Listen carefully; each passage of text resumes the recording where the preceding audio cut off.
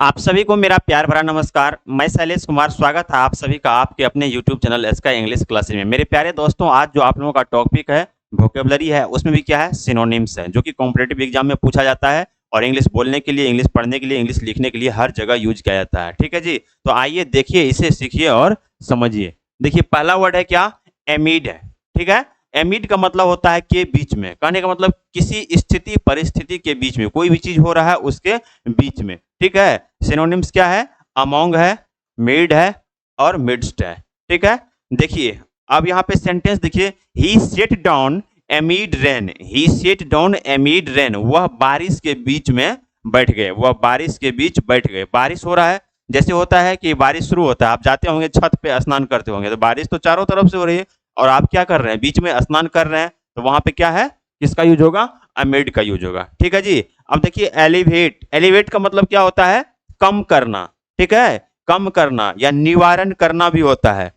ठीक है, देखिए सिनोनिम्स क्या है, अवेट, डिमिनिश और lessen. The government has introduced schemes to alleviate poverty, alleviate poverty क्या है, सरकार ने गरीबी उन्मूलन के लिए योजनाएं शुरू की है। सरकार गरीबी उन्मूलन के लिए योजनाएं शुरू की है। गवर्नमेंट के द्वारा बहुत ऐसा योजना है जो कि स्टार्ट किया जाता है, किस चीज के लिए, पब्लिक के लिए, है ना, पब्लिक के बेनिफिट के लिए। तो जहां पे गरीब आदमी है, तो गरीबी को हटाने के लिए, गरीबी उन्मूलन के लिए सरकार क्या किया है, योजनाएं लॉन्च किया था। गरीबी उन्मूलन यानी गरीबी को हटाने के लिए, गरीबी को कम करने के लिए। तो कम करने का क्या है यहाँ पे मीनिंग, इंग्लिश में एलिवेट। एलिवेट का मतलब क्या होता है, निवारण करना, कम करना। अब देखिए बैरन, बैरन का मतलब होता है अनउपजाऊ। ठीक है, सिनोनिम्स क्या है, इनफर्टाइल, स्टेराइल, अनप्रोडक्टिव, यानी ऐसा जमीन, ठीक है, जहां पे फसल का उत्पादन ना हो सके। जैसे बालू वाला मिट्टी हो, बालू रहता है, या रेगिस्तान है, रेगिस्तान में बालू ही बालू रहता है, वहां पे कोई फसल नहीं होता है।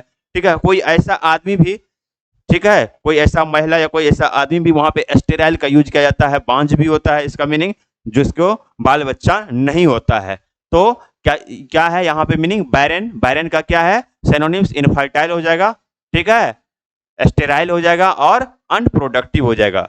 देखिए सेंटेंस में, the desert is a barren land, रेगिस्तान क्या है, एक बंजर भूमि है, यानी ऐसी भूमि, ऐसी जमीन, ऐसी मिट्टी जहां पे किसी भी प्रकार का फसल जो है उपजाऊ नहीं होता, किसी प्रकार की फसल का उत्पादन नहीं होता है, उपजाऊ नहीं होता है।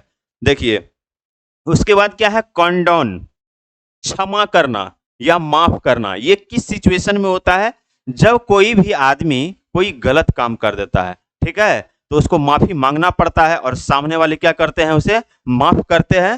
तो क्या है, कॉन्डोन का मतलब होता है क्षमा करना और माफ करना। सिनोनिम्स क्या है, पार्डन, फॉरगिव, ओवरलुक। ओवरलुक का मतलब अनदेखा करना भी होता है, या यही वही हुआ, अनदेखा करना, माफ करना। फॉरगिव का मतलब माफ करना।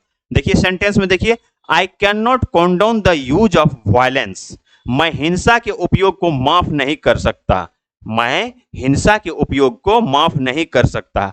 अब देखिए इस चीज को सुन, क्या है, हिंसा के उपयोग को माफ नहीं कर सकता। इससे पहले क्या है, जैसे रामनवमी हुआ था तो उसमें जुलूस निकला था, उसमें क्या हुआ था, हिंसा हुआ था। और उस हिंसा के दौरान जब बाद में केस हुआ तो जो जो आदमी उसमें, ठीक है, क्या था, संलिप्त था, शामिल था, सबके ऊपर केस हुआ, सब अरेस्ट हुए और अंदर गए।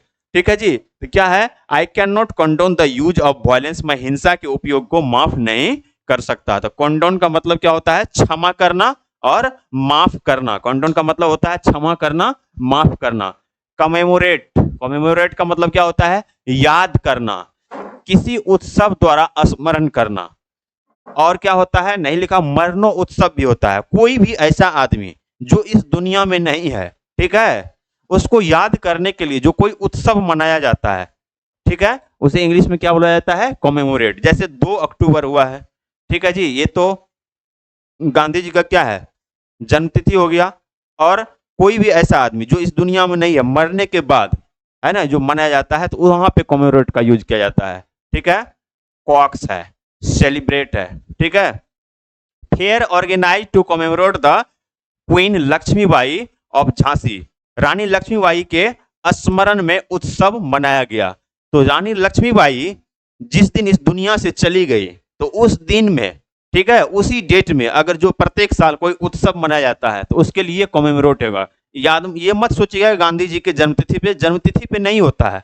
पुण्यतिथि जो मर जाता है ना आदमी, उसके दौरान एक साल के बाद जो उत्सव मनाया जाता है उसको याद करने के लिए, ठीक है, वहां पे यूज किया जाता है।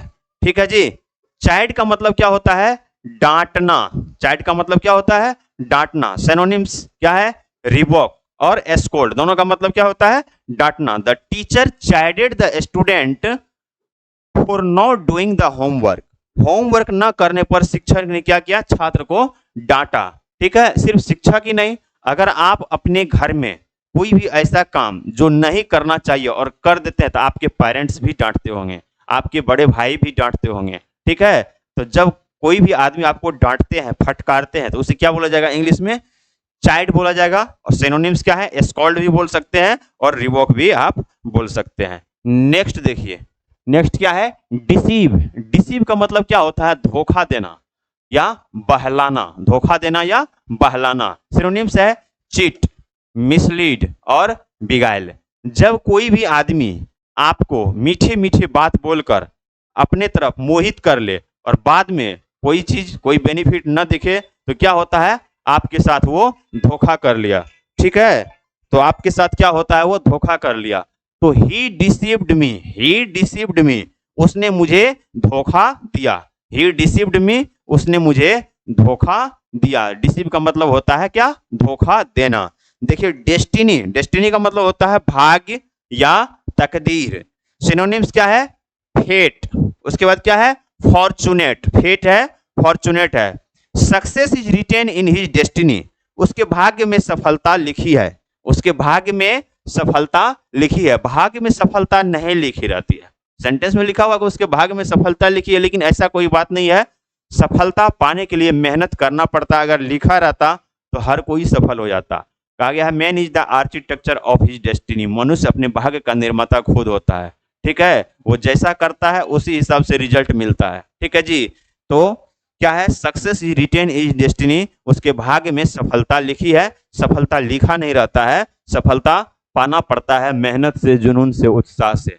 डेलेरियस, डेलेरियस का मतलब क्या होता है? उत्साह की स्थिति में होना। जब कोई भी आप काम करते हैं और उस काम में अचीवमेंट मिल जाता है, क्या होता है? एक उत्साह होता है। जैसे मान के लिए मैच हो रहा है, इंडिया और पाकिस्तान में मैच होता है और इंडिया जीत गया, तो क्या होता है? जितना भी प्लेयर होता है वहां पे वो भी उत्साह में रहते हैं, और जितने भी ऑडियंस है, चाहे वहां पे हो या टीवी पे देख रहे हो या मोबाइल पर देख रहे हो, क्या है? सब उत्साह में रहते हैं। ठीक है, डेलेरियस। या कोई भी चीज आप नया लाते हैं, ऑनलाइन ऑर्डर करते हैं, उसको खोलते हैं तो खोलते समय कितना एकदम उत्साहित रहते हैं।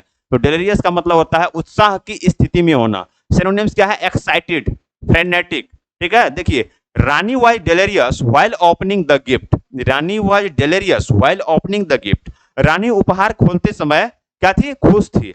अब देखिए हिंदी में ये सेंटेंस आप बोलते होंगे, वह जब उपहार खोल रही थी, वह जब गिफ्ट खोल रही थी तो काफी खुश थी, है ना? हिंदी में बोलते होंगे, लेकिन इसी चीज को इंग्लिश में अगर बोलना हो तो आपको जब तक मीनिंग नहीं पता होगा तो कैसे बोलिएगा? जब मीनिंग पता रहेगा तो तब देखिए सेंटेंस भी पढ़िएगा, बार बार आप वीडियो देखिएगा, वर्ड भी मालूम है तो इंग्लिश बोलना क्या हो जाएगा? आसान हो जाएगा। और देखिए उसका सिनोनिम्स भी दिया हुआ है, एक्साइटेड। आप बातचीत में हमेशा यूज करते होंगे कि आप काफी एक्साइटेड थे, है ना?